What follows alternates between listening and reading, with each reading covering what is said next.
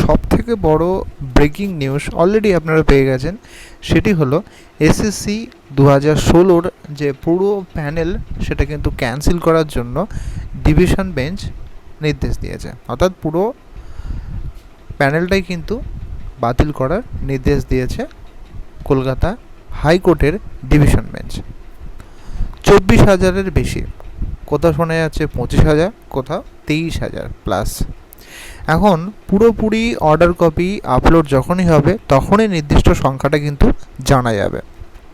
এখন প্রশ্ন একটাই, যেসব ক্যান্ডিডেটরা চাকরি হারিয়েছেন, পরবর্তী যে নিয়োগ সেটা বলা হয়েছে যে আগামী ইলেকশন হওয়ার পর অর্থাৎ 4 জুনের পর 18 জুনের মধ্যে কিন্তু একটা নোটিফিকেশন পাবলিশ করতে হবে।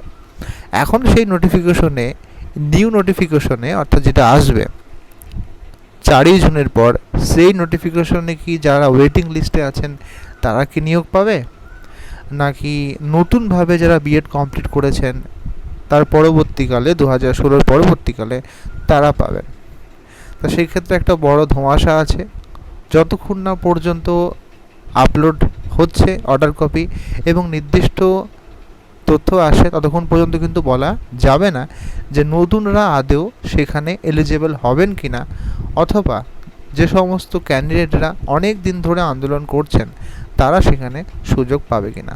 আমাদের অপেক্ষা করতে হবে যতক্ষণ না নতুন কোনো রকম আপডেট আসে। আপাতত এটুকুই ব্রেকিং নিউজ যে হ্যাঁ, 24,000-এর বেশি ক্যান্ডিডেট কিন্তু বাতিল হয়েছে, মানে প্যানেল, এবং তারা পরবর্তীকালে সুপ্রিম কোর্টে যায় কি না সেদিকে আমাদের নজর রাখতে হবে। তবে অবশ্যই বলবো, যারা নতুন ক্যান্ডিডেট তারা অবশ্যই কিন্তু একটা আশাবাদী হন এবং আপনাদের প্রস্তুতি চালিয়ে যান। থ্যাংক ইউ, ভালো থাকবেন।